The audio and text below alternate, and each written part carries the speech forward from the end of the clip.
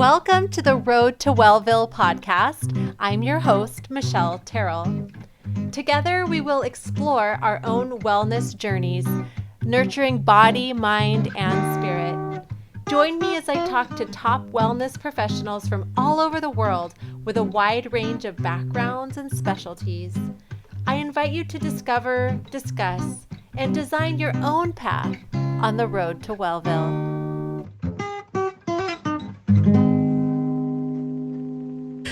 Welcome, listener. Today I am so excited to talk with Jeff Perlman.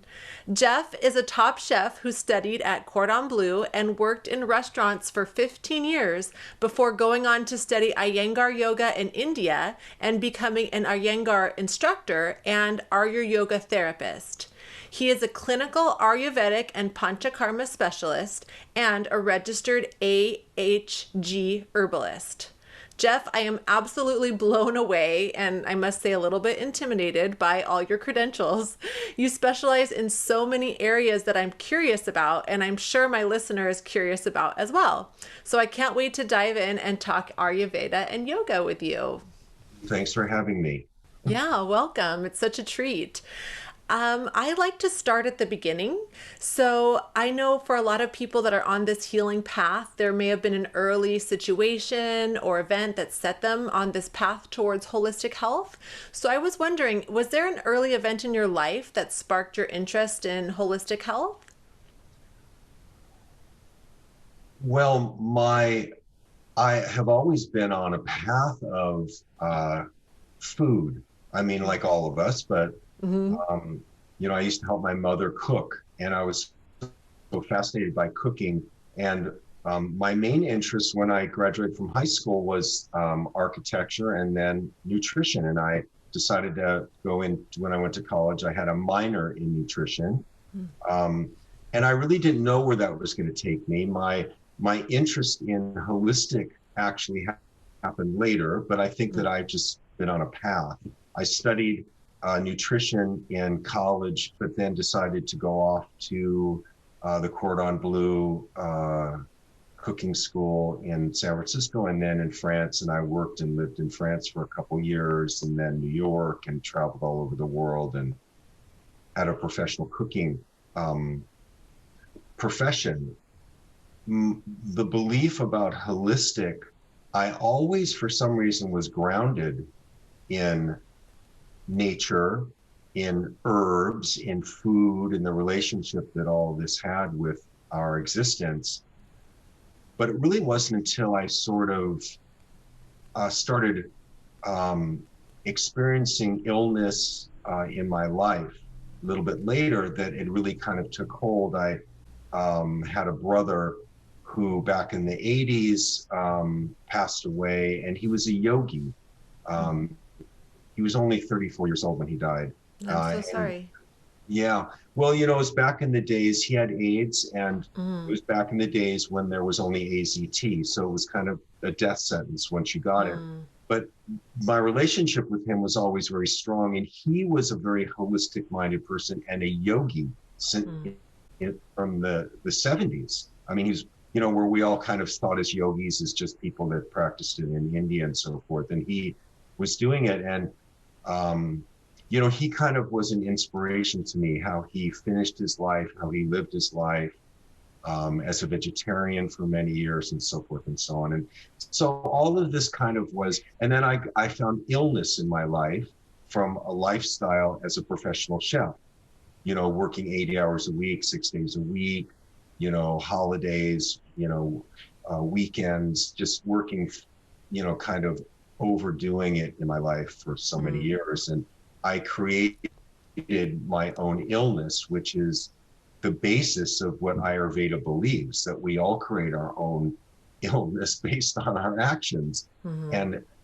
so all these things kind of fell in place in my life. I got an autoimmune disease when I was in my 40s, and I couldn't explain any of it. And then I had an injury running a marathon and I couldn't do that anymore. And all this transitioned myself into yoga and then Ayurveda and then herbalism and And here I am today. Mm.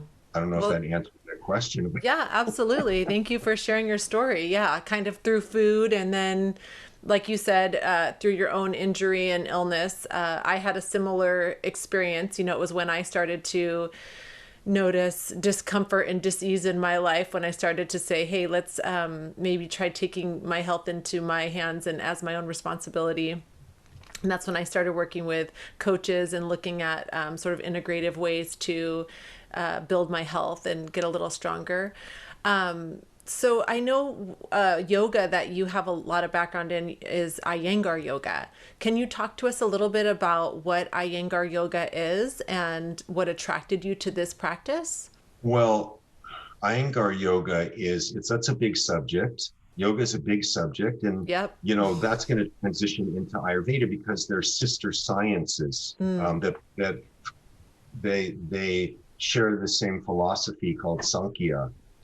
But the father of what's called Hatha yoga was named Krishnacharya, and he lived from around 1890 until like 1994. And he was, like I said, he was considered the father of Hatha yoga, which is the olive yoga. And he had three mentees, in his practice in India. One was Patabi Joyce, who Ashtanga. Ashtanga, and the other one was his son Deshvakarya, which he developed Vinyasa, and then the third one was Iyengar, and Mr. Iyengar actually was sent to live with Krishnacharya because his sister was his wife, Krishnacharya's wife. And Iyengar was born speaking about a pandemic, he was born in 1918. His mother was carrying him during the pandemic, the great pandemic, back then. And he was born and he was very sickly and they didn't think he was going to live. And one of the last things that they thought could happen for him, because they didn't have any money for medicine or anything, was they sent him to Krishnacharya. And Krishnacharya taught him yoga. And so he comes from the lineage of Krishnacharya. Basically Iyengar yoga is Mr. Iyengar. He realized that none of us, or 98% of us, can't do the final poses in yoga. If you look at the poses. So he started creating props and started looking at it energetically and therapeutically. And so like all the yoga props that you see in yoga studios, he designed. He started because he would realize that, you might need a block to put your hand on, or you might need a blanket to sit on to release your inner groins. So he created what's Iyengar yoga.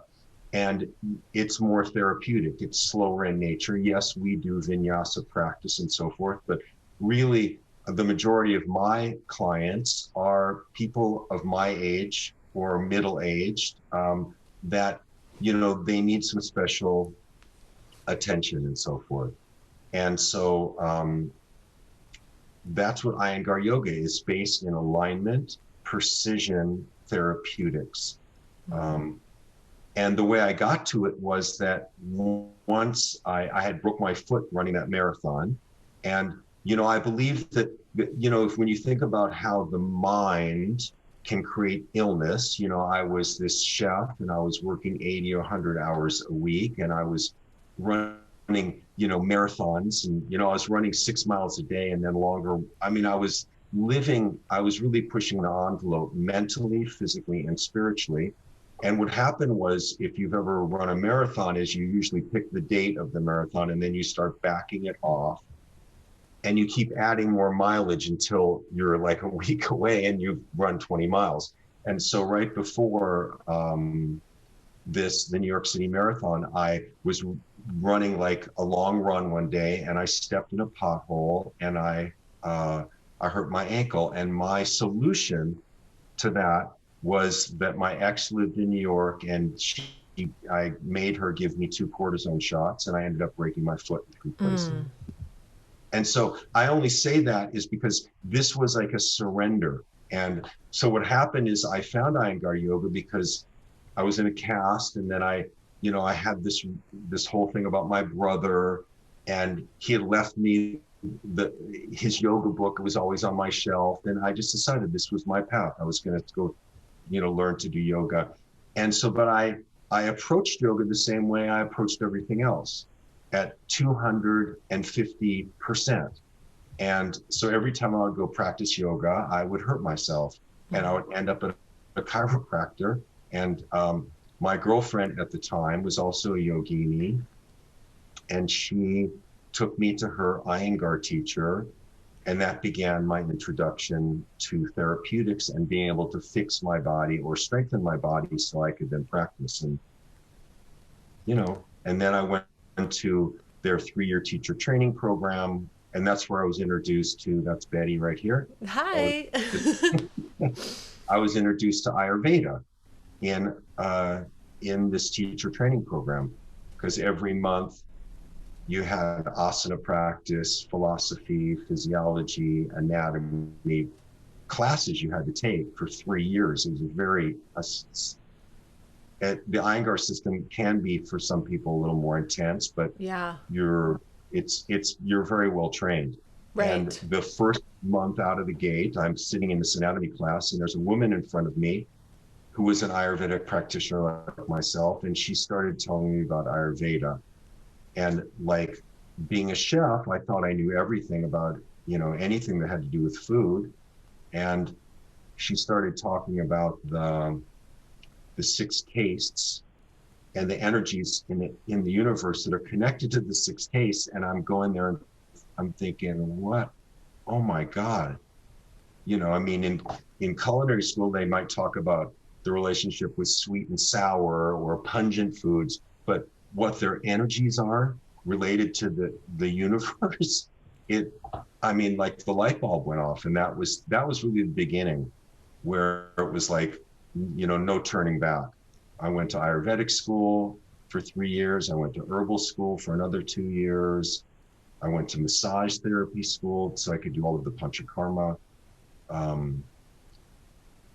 So that's kind of like the whole sequence of how that came about. You've just sparked my curiosity about the 6 tastes and how they are tied to energies in the universe. Can you give us like the Cliff's Notes version on that? Well, the basis of Ayurveda is that there's the 5 elements in the universe: ether, air, fire, water, and earth. And they are defined by what are called gunas. And many yogis know that the gunas that most yogis know are the mental ones: sattva, rajas, and tamas. Those are the relationship of our thinking, our so forth on a daily basis. But there are 10 opposite gunas that relate to nature. And the easiest ones to understand are like hot and cold, wet and dry, heavy and light, and mobile and stable. So if you look at anything around you, or what you're sitting on, or what you're drinking, you can start defining what the energies are. That's the simplified way of saying it. And so the 6 tastes that we have in foods, they have these same energies in them. Plus they have biomedical actions that are used for health and healing. And that's the connection of the 6 tastes. The 6 tastes are connected to the taste buds on your tongue. So, and the taste buds on your tongue are connected to different parts of your digestion. So when if you've ever been to an Indian restaurant, or in India, if you've been to India, and sometimes they put a metal plate down in front of you, and there's those little metal bowls on it. It's called a thali plate. A thali are the 6 tastes. You're basically eating a representation of these 6 tastes when you eat a thali, which then make a complete meal and allow the digestion, assimilation, and elimination to work correctly.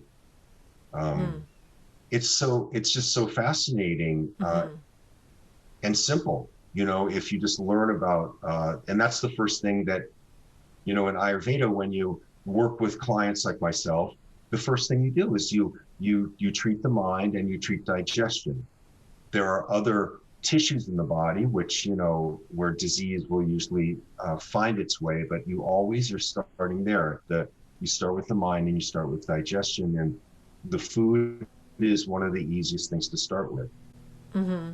Does that answer the question? Yeah, absolutely. And I know that there's so much research and it keeps coming out, right, about how the gut and the mind are so connected. Oh, unbelievable. Too, right? It's unbelievable. Yeah. Because once you understand what your constitution is, and that's an important part of Ayurveda, is that, Ayurveda can be a little complicated when you first start understanding it, because what you have is you have to understand what your footprint is. Everyone is different. This is what makes Ayurveda so different, is that we don't look to the symptoms. Of course, the symptoms are there, but what's causing the symptom? It's really the root cause of the illness that Ayurvedic physicians look at.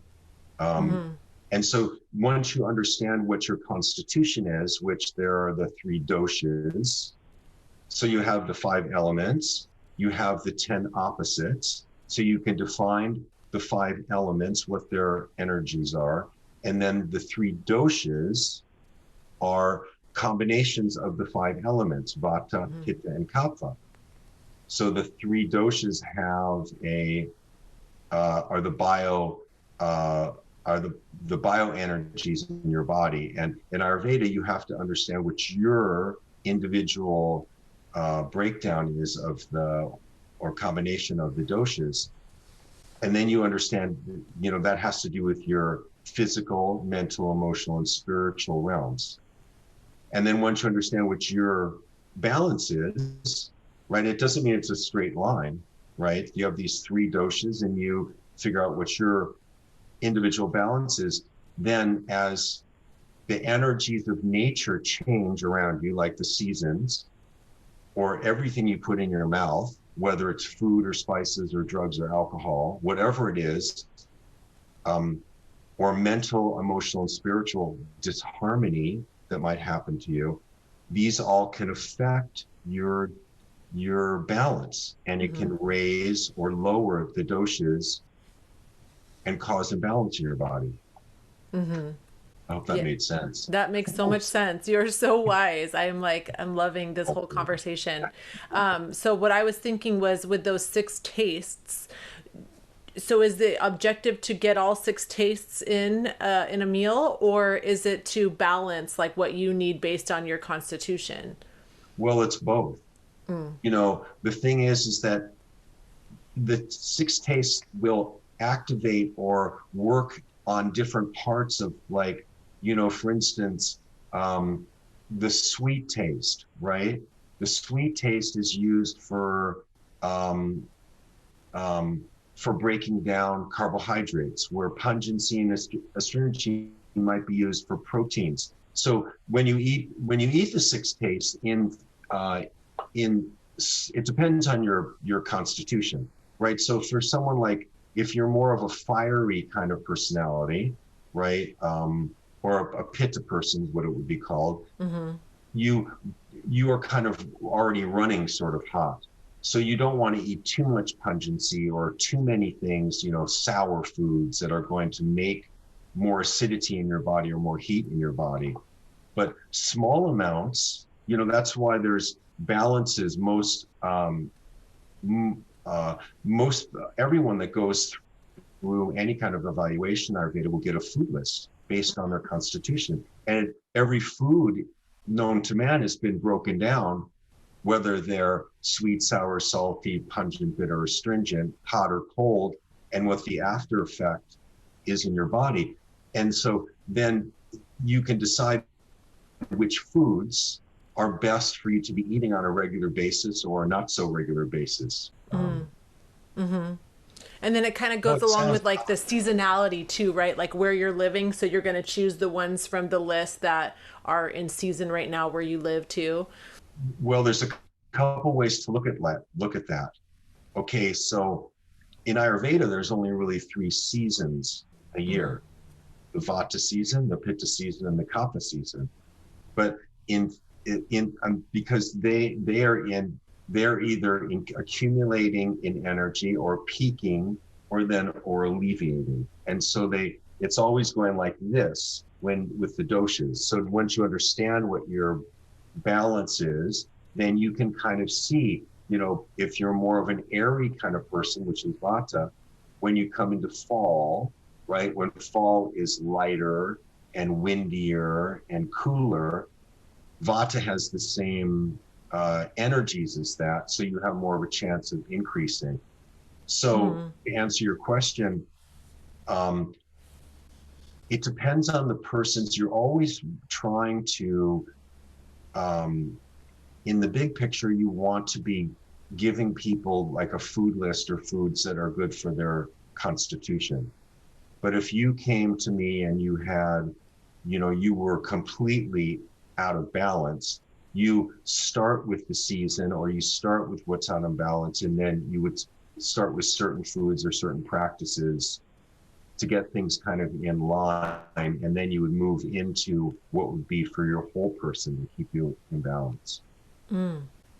Does that make sense? Yeah, so interesting. And yes, I love that you've got this background of like a chef and this Ayurvedic background. They just seem to like marry each other so well, especially when it comes to like the nutrition, and not just about the nutrition in the foods, but like the tastes are so important too, which is really interesting. So you told us a little bit about your transition from chef to Ayurvedic chef. Can you tell us about how you became a herbalist? Somewhere, and I was going to mention this earlier as we were talking, but somewhere along the way, I heard, and I don't remember where, or I read that food is medicine and medicine is food. And with proper food, you don't need medicine.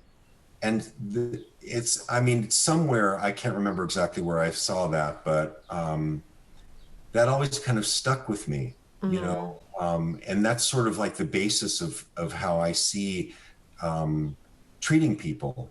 Yes, there are herbs that are considered good for cancer and, arthritis and so forth.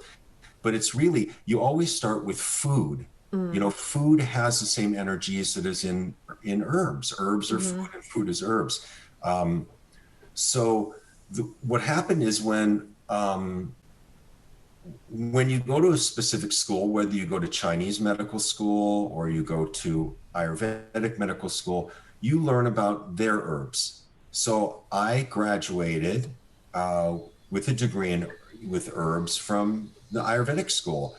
And, somewhere along the way, so in Ayurveda, I don't know how much you know about this, but in Ayurveda, true Ayurvedic herbs are usually powders. So you can take capsules or tablets, but many times they're just powders you put in hot water and make a tea.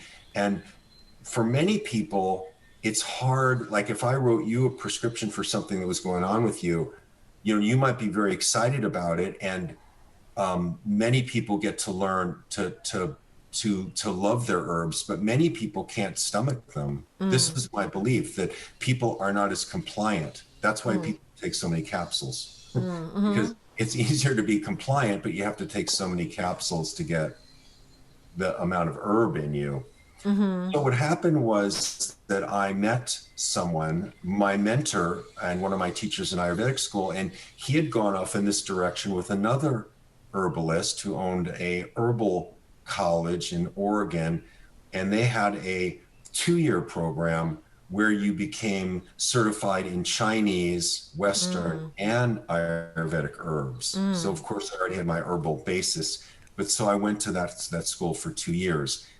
And then the American Herbalist Guild is an organization that basically certifies or registers herbalists. You have to go through this pretty long process. It's really a long process, but most of these sort of things are, as you already know, probably, to get certified. And today, if you in my pharmacy, I have probably 150 herbs I keep in stock. Probably at least about half of them are now Western herbs, because I find that it's easier to make someone a tea. Like when you go, when you see, peppermint tea and the little leaf is in the little bag, you know, I make more Western teas for people. It's easier for people to be compliant with them. You can make them taste better with all the same actions. And so I use Ayurvedic herbs for certain things. I use Western herbs, and I use a few Chinese herbs also. But I love that you have such a wide background of different well, herbs. it's so interesting. I It mean, is. if I could, I would go to botany school next. I mean, to become an herbalist, you really are studying the herbs. And, there are people, that's what they do their whole life. That's all they do. They study botany and herbology, and it's so fascinating. Yeah, I really admire and connect with your curiosity about the world and desire to learn about everything. I feel the same way. That's why I love doing this podcast, because I get to, learn so much from people. I know it's still a surface level, but I think there's a lot of people who are interested and want to, get that surface level understanding and kind of start to take the first steps towards taking responsibility for their health and seeing all the different modalities that are out there. So would you say the biggest difference with the herbs, like for Chinese, Ayurvedic, or Western, is just kind of where they grow? Like Chinese herbs are more like the ones that have traditionally grown in China, and Ayurveda is traditionally from India. Are there any overlaps? Oh God, yes. Okay. The thing is that we'll use something really easy or really well known is ginseng. There's American ginseng, there's Chinese ginseng, there's Indian ginseng, there's Siberian ginseng. These are all the same, they have the same breakdowns but some are more powerful than others. Like pure Chinese is probably considered to be the most premier one. But like, for instance, I use, a type of ginseng, and a lot of my ginseng is considered adaptogenic. Adaptogenic are herbs that are that treat kind of the whole body and mind by what the body needs. I'm not sure if you know about adaptogens, but I think it's kind of a buzzword right now. Yeah. So I'd love for you to tell us a little bit more about it.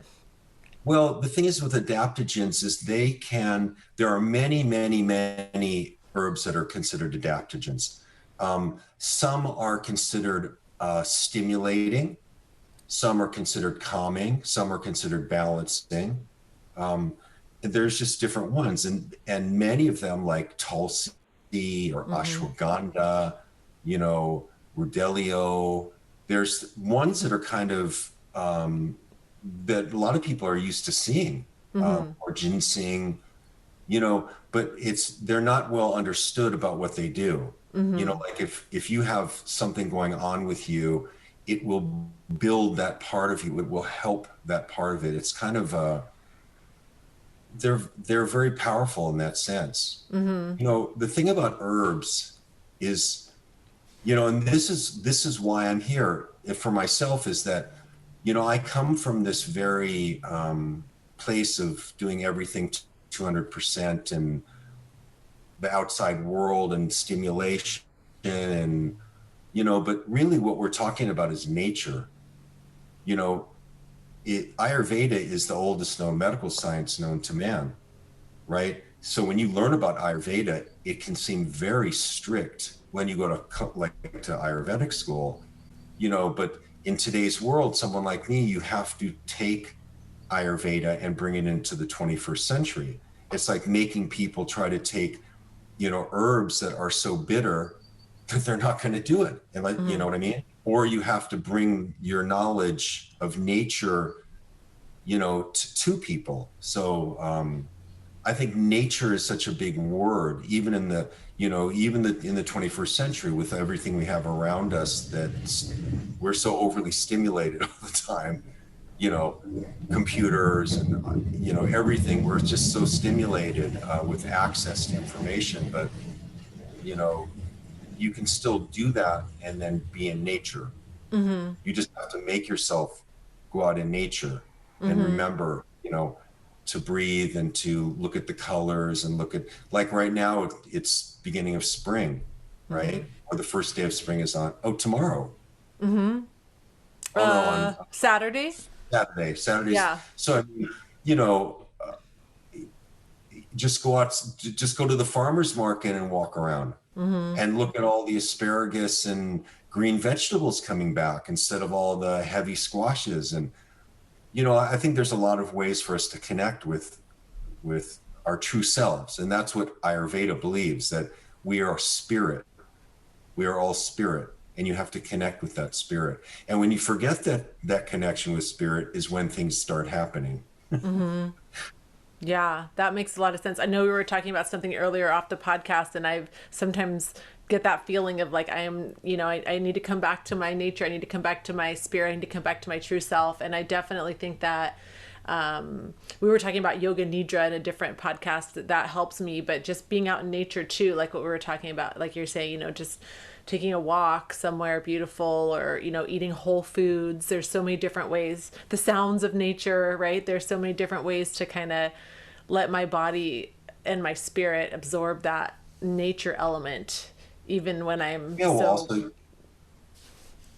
taking your kids' hands and walking, taking a walk and introducing, yesterday we were watching, did you ever see the Biggest Little Farm, the documentary, The Biggest Little Farm? No. It's about this couple that bought a farm up in Moore Park, California, 200 acres, and it was dead. The earth was dead, and it's over 7 years, this document. I'm going to send you the link for this. I would love to. Oh my God, it's just so amazing,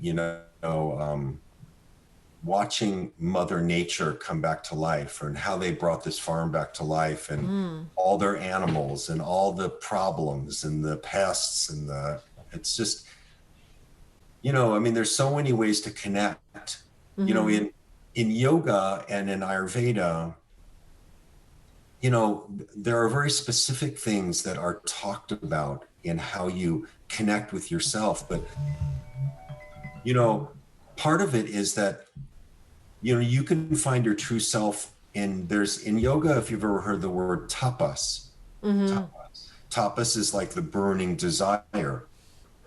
Now, yogis will say that burning desire is how you bring that burning desire into your physical practice. But I think that it has a bigger meaning than that.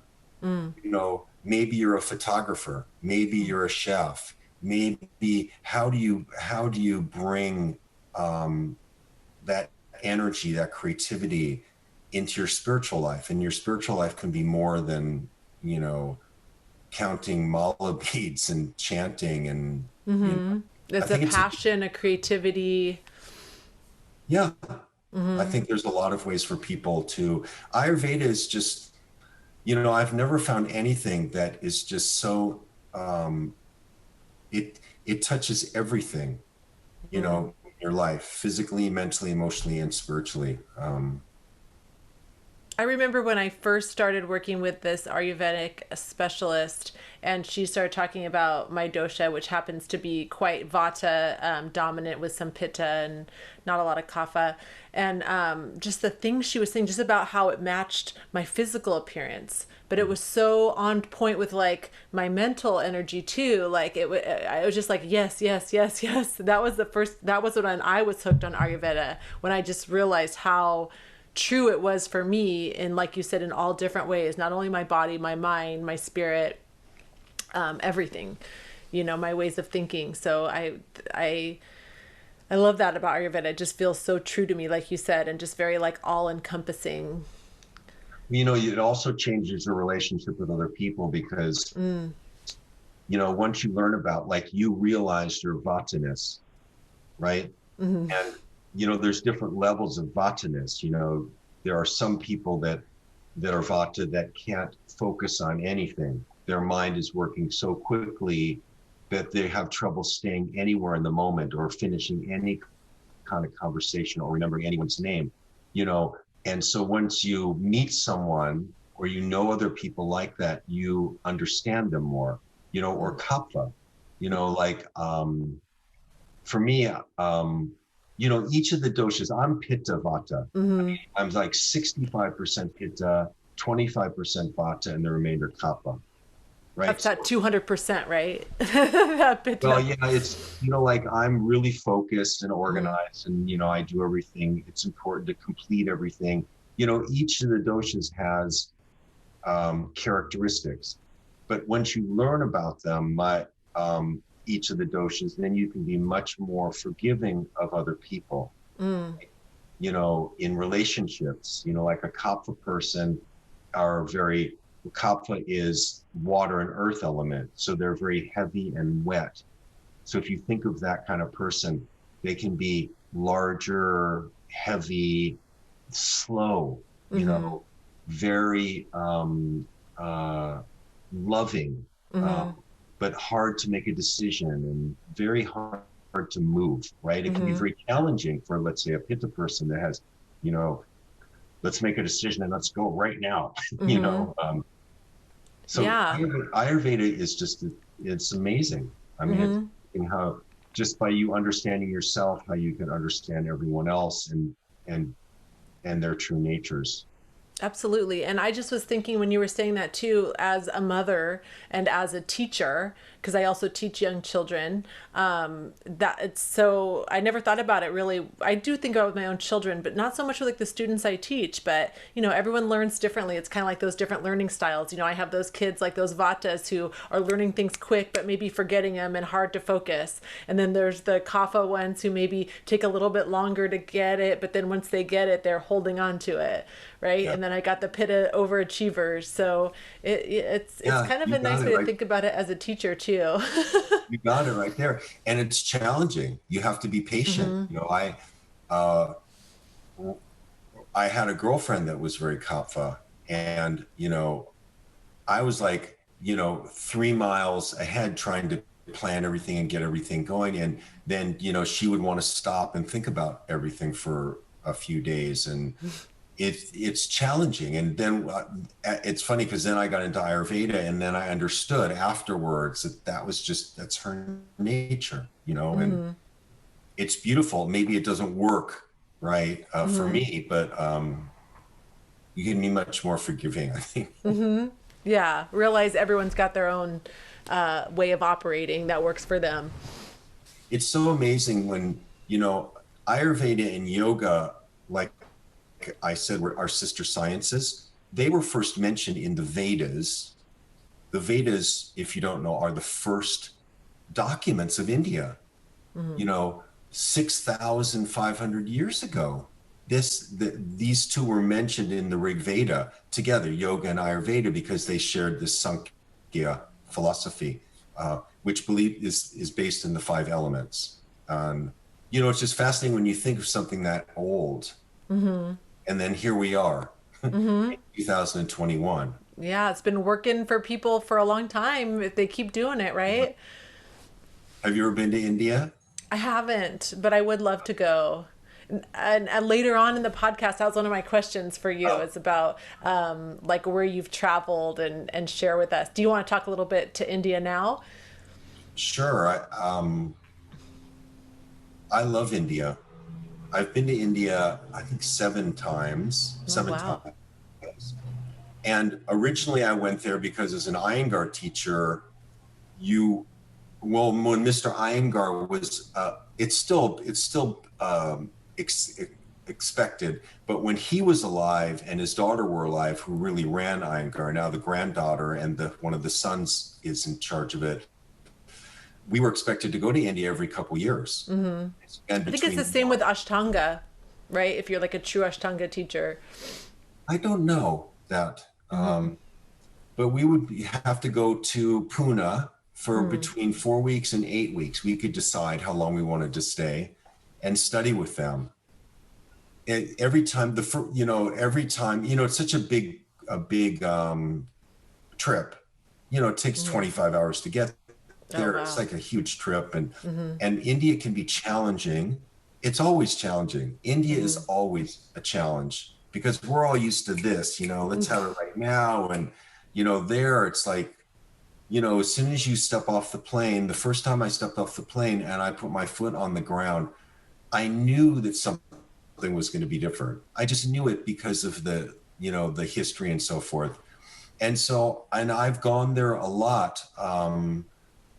And what I started doing is that every time I went to India, I would go one or two other places because it's such a huge place. And so I've traveled around most of India over the years, but in the past, let's say 4 years, last year doesn't count because I take a group to India each year for what's called Panchakarma, which is the detoxification. Last year we had to cancel, of course, but really for the last 4 years, because of pollution, I have been just going to Kerala. I'd go to Pune to study for a couple of weeks, but then go directly down to Kerala, which is down near the tip of India. It's the last state, where the tip of India is at the bottom of the country, which it's much, India is plagued with a few things and pollution, in the cities, in Delhi and so forth. It's pretty overwhelming. Wow. It's pretty overwhelming.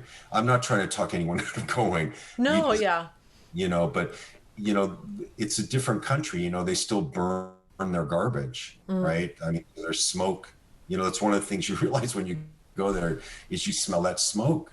People burn their garbage. They don't have garbage trucks driving down the street there. Yeah. It does seem definitely like a culture shock for It's a culture Western shock. people. But it's very colorful. And the thing that's amazing about India are the people. Just unbelievable. I mean, yes, there's corruption there. But for the most part, people are so grounded and spiritual. And I've gotten to travel all over. Beautiful. But, you mentioned Panchakarma. So that was one of my questions and something I'm curious about. Can you tell us what Panchakarma is? Panchakarma means the 5 actions. And Panchakarma would be called the Ayurvedic detoxification and rejuvenation practice. Now, again, you always have to remember when you talk about Ayurveda, how old it is. So these 5 actions that are done in the body, for the most part, they're not done all the time anymore because there's more health and so forth. What happens is that there are 2 main times of year which you do. You can do it anytime, but there are 2 main times when you usually do it. And one is right now during the spring. So as you leave the winter, the wet, the heavy, the stagnant months, you maybe have accumulated weight in your body, some allergens, there's allergies in the air being in spring, you would want to cleanse all that out. So this is like the premier time to do it, like in the springtime. The other time is in the fall, when you're leaving the heat of summer, the humidity and so forth, you want to cleanse. So what it is, it's a process that for the most part takes 10 days. If you went to India to have it done, you can find shorter cleanses to do, but there's 3 parts to it. There's the pre-cleanse where you're, let's say, reducing. So let's say if you were going to do a 10-day cleanse, maybe the first 3 days or 4 days, you would stop eating, animal products, cheese, sugar, caffeine. You start reducing things out of your regular diet. And then there's a 4 or 5 day period where you do. So the idea in Panchakarma is you want to move all of the toxins out of your extremities, right? Which move through the lymphatic system, right? Which is kind of the sewer system in the body for the blood and cells. And then the lymphatic system goes back to your heart, and then it goes out through purgation or elimination. So during 5 days, the next 5 days, what you would do is you eat certain foods, you take certain herbal medicines, and you have physical therapies done to you, which is called Iyengar. Abhyanga is a massage that's done. It's a synchronized massage. In India, there's two people doing it to you. And the synchronized moves the toxins out of the extremities. But you can do minor cleanses at home. You can do Abhyanga to yourself. And so there's a few practices that are done to clear the nasal passages. In the old days, there was bloodletting done because of heavy metals in India. There's rejuvenation. So it's really kind of in India, I take people to a place in Kerala for 2 weeks, and we have it. It's in a resort in a hospital, and it's right on the ocean. And every day you have 2 hours of body therapies done to you. So for instance, let's say that you have skin issues, or let's say you're having eye issues, or you're overheated, or you have whatever it is. When you do Panchakarma, you identify what's out of balance, and then that's what you treat, because there are many body therapies, there's different herbs and so forth you use to help you, right? To bring yourself back into balance. So then in the end of the Panchakarma, you rehydrate yourself, you rejuvenate yourself. So it's a beautiful process. And it's expensive. It's expensive to do in the United States. It's very expensive. I do home cleansing for people here, where you do it, you go home, but you come here for the initial consultation and learning how to cook the khichdi, because during this whole thing you're eating certain foods, and but then you just come for the body working, depending on what you need. Which includes, Abhyanga or Shirodhara. You probably know what that is, the warm oil over the forehead. Have you ever heard of that? Yeah.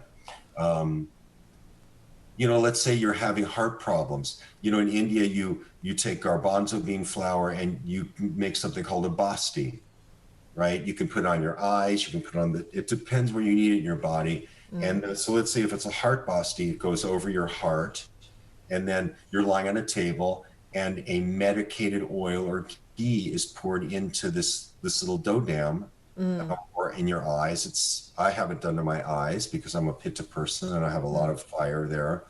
But there's it just depends on what's out of balance for you. There's, herbal scrubs, there's flower baths, there's all this fantastic fun stuff, steams, So that's what Panchakarma is. It's meant to bring you back into balance. Awesome. So a listener, we're going to talk about your website later at the end of the podcast, but so it sounds to me like you offer local people, and you're in Los Angeles, I know, like an experience of how to do it by themselves at home.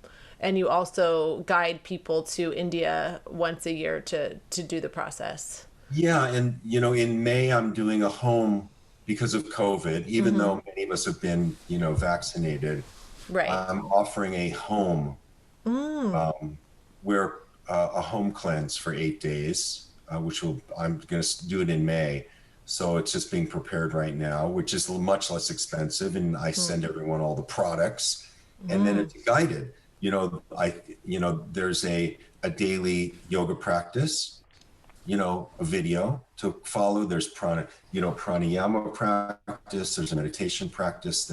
So it's completely guided for 8 days, and people can do one at home, because no one's really going anywhere to do it right now. Right. And the beauty of that is, like, now anybody can work with you if they're in New York or Oregon or London, right? I mean, anybody could do this with you because it's distance. Yeah. That's really cool. That's one of the silver linings of this whole thing, I think, is I love connecting people like from all over the world in these practices. So another thing, and I don't know if this goes along with the massage piece you were talking about, but I know you also specialize in Marma therapy. Can you speak to what that is? Marma would be, the simplest way to explain it is pressure points in the body. There's 128 points in the body, and in Ayurveda, they are, and they're connected to the the mental, the emotional realms in your body. So for instance, I had someone here the other day that had a frozen shoulder. There are certain pressure points related to nerves in the body that when you use pressure or a tuning fork, or you can use musical notes, like I do singing bowl therapies. You can actually put a singing bowl on someone because all of these points are connected in the body. So Marma, the thing that's interesting about Marma is that when you have a massage and when you practice yoga, you don't know you're doing this, but you are actually activating these Marma points. But when someone does a Marma therapy on you, let's say you have the frozen neck or something, we use massage and Marma points to open that up. Now, most people can relate to this because 85 of the 128 Marma points, 85 of those points are the same as acupuncture. But we don't use needles. Right? We don't use needles. But I guess acupressure is when you kind of press on those points, right? Yeah. So You use it. There's a certain, it's a long, to learn it. I mean, I'm still learning it, like anything, it's a constant education. People will come and, they'll have something specific going on and I'll, figure out a sequence. I mean, when you do an Abhyanga massage to people, a full body massage with oil, that's what Abhyanga is, the lymphatic, you are hitting the Marma points. But if you had a specific place that you needed help, you would identify the Marma points and you hold them for, maybe for about 2 seconds, 3 seconds at each point, which opens. Okay. So I know since you were talking about like people aren't really coming in to have treatments done, are you able to do it like virtually like this? Like we could talk, like I could do my own points if you helped guide me? Well, actually, I am seeing people now. Oh, okay. I am, I just have, my requirement is that people get tested within 7 days, which is pretty simple now. Yeah. Oh, yeah. It's really simple. So if people are willing to go get a test, I've already been vaccinated. So, yeah. But, what happens with certain people is that, everything is individualized. Like, a client might say, look at, I have this back issue.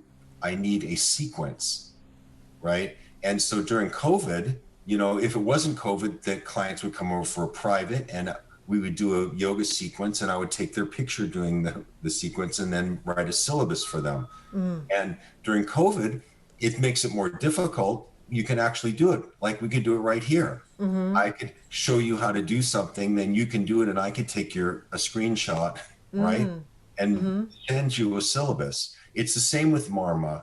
Marma is hard because you have to find the correct, it'd be hard to show you. There's a few very obvious ones, the third eye, the crown between the nose, the corners of the eyes. But when you get into the back and so forth, or people can't access a lot of them, but yes, you can. You can. Okay, excellent. Yeah, because I was just thinking, even not COVID, but like if you were working with someone who maybe wasn't local, you could do that. I have clients in New York and Florida, and I send them. I do the research and I find a body worker to send them to. So I do that with people, and they use me as their main person, and then I'll write a little protocol, and I can send them off to a. Right. Oh, that's really cool. I hadn't even thought about that. That's great. So creative. You have shared so many practical takeaways and tips for my listener. You've explained so well about Ayurveda, Marma, therapy, Panchakarma. Do you have any other practical tips or takeaways for my listener before we say goodbye? Well, if this resonates with you, there's Betty again. Hi, Betty. I would tell a listener if this resonates with you and you're interested, if you've been practicing yoga and you hear people talking about Ayurveda, that it's kind of the next step of awareness. right? So whether it would be with me or someone else to get an evaluation. Evaluations are, for instance, evaluations with me are take 2 appointments. They're 4 hours of time that we spend together, 2 hours the first for the evaluation, and then 2 hours for the report. It's well worth the time, the money, to understand this nature. It doesn't mean that you have to jump into this and, start practicing all of this stuff. But, once you understand what your true nature is, then things will start, little bits in time start making sense. So I would say to try to find a practitioner, for instance, with me to do a full evaluation is $295. That includes evaluating, doing a food journal, evaluating all medicines, evaluating all blood work in your every Western medical thing, every supplement that you're taking. It's a very in-depth kind of evaluation. And from that comes a report in writing that says, in an Ayurvedic standpoint, this is what would be recommended for you to bring yourself back into balance. And then, people know they have that information. What they do with it is, it doesn't mean they have to, run off to India and go to a Panchakarma center for a month. I just think that, one of the things that happens if you get evaluated, if you do an evaluation with someone, is that you become more aware of what would be more holistic, what is natural, what's unnatural.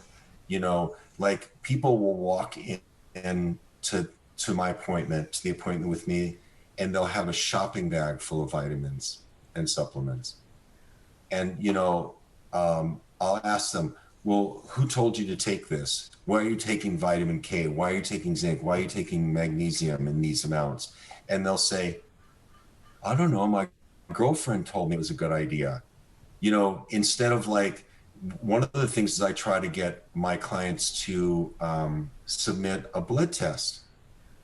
If you go to your doctor and get your yearly blood test and you say, look, I want the full spectrum. I want to know every vitamin, every amino acid, they'll do that for you. Unless you have to ask for it, then right off the bat what your calcium levels are, what your magnesium levels are, and so forth. And then, let's say something is not correct. You could probably just eat the proper food. I think so much can be done by the diet to begin with. So I like your recommendation of the initial screening, and you mentioned, $295 or something like that. I think that's less than I paid for my initial appointment when I first started working with an Ayurvedic specialist, and it was so life-changing. It, like you said, it was like this new level of awareness for me, where now I could see where my balance was, and she made a few little recommendations, and I kept working with her. And I love that she just gave me like little pieces of homework that were just digestible little pieces every time. The great part about working with her was that it wasn't overwhelming, so that's why I decided to keep seeing her. But yeah, just that first consultation was so eye-opening. And like you said too about, the supplements, do I need to be taking all of these supplements? Maybe there's something else that I need, or, different ways of getting those things in my body. So, and it goes to the opposite side too, right? So people, do you know how much protein an adult human is supposed to be eating every day? Is it like the size of your fist or something? I'm not sure. No, it's like maybe 3 ounces a day. Oh, wow. But we all we want to be thinner, so we're not eating carbohydrates. You're eating, mass amounts of proteins. It's so interesting. And I'm not saying I'm any different in these belief systems, but it's so interesting to just start to explain some of this to people. Like, 4 ounces of protein a day. That's nothing. That's less than a chicken breast every day. Right? Is that a quarter pounder? 4 ounces? Yeah, exactly. Without the cheese. Yeah, not that we're recommending eating a quarter pounder. That's just what I think. That's what I'm visualizing when I think 4 ounces a quarter pound. Different practitioners. I know most of the practitioners that are my they're much more expensive than I am, and they do half as much as I do, and nothing against them. It's just that, Right. you know, I like to do everything like complete. So like, you know, analyzing people's supplements and so forth is not something that's usually a separate appointment, but I like to give people all their information to what to work with. And a lot of the people I deal with are more the yogis. I mean, really, I'm more based in yoga, and a lot of the people that come to me are, you know, are yogis that, you know, maybe don't have tremendous amount of resources. So Yeah. yeah. The yogis, I know, the yoga teachers. We like, a lot of times I know don't get paid what we should, I guess. Especially in the, right? Yeah. So thank you so much for sharing all that. How can my listener find you? Well, you can always Google Jeff Perlman. The name of my clinic and company is called 3 Seasons Ayurveda. I'm in Santa Monica, and I have a full website. Great. I'll link the website. Plus, I'm now going to be on Welvil's Woo! We're so excited to have you. website, and yeah, so you can also Google me. Great. Awesome. Well, I will link that, and Facebook. Should I link Facebook? Sure. You Great. know, and if people find my website, I offer a free 30-minute initial consultation to, you know, to answer questions and so forth. So it's very open. You know, you'd find that on the front page of my website. I offer, you know, free classes on Ayurveda once a month. Oh, exciting. So do you have a newsletter that listeners can sign up for when they go to your website? That's also right next to a little box that says schedule your phone call, your free phone call. Yeah, Excellent. no, I have a newsletter. I send out 2 a month, and they're based on what's happening right there in the seasons. First, you know, like there's one coming out on, the next one's April 1st, and it's on spring and detox, Ayurveda spring detox. Excellent. Well, thank you so much, Jeff. You are like an absolute wealth of knowledge. I mean, from your chef background to your Ayurveda to Iyengar, I have such a, I have a high respect for all yoga teachers, yogis, practitioners, but to me, Iyengar has definitely like a high level of respect because, like you said, there's so much training that goes involved. There's such an understanding of anatomy. You know, from my understanding, the yoga therapists and, you know, those that are, you know, really trained to help, like in a physical therapy type of situation where someone has an injury, it's always Iyengar. That's what comes up to me. So I just have such a reverence for you and your knowledge and background. So thank you so much for taking the time to talk today.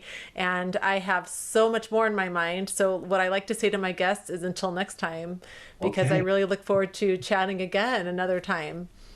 Okay, it'd be my pleasure. Thank you so much for joining us today.